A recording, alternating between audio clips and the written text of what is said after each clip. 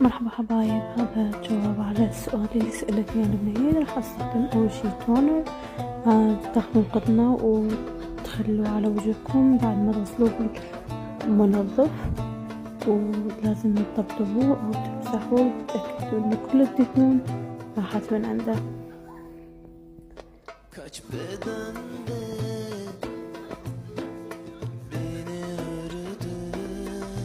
من بعدها راح اخذ هذا البخار انه اماتين مرطب بالبشرة، كله زين، اي شي تقدرون تستخدمه.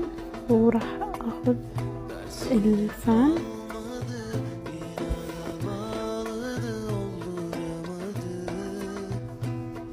هسه راح اخذ الفيتامين سي من جارنيا او اي شي بدكم تقدرون تستخدموه. تأكدوا شنو نوعية بشرتكم بالبداية. أنا بشرتي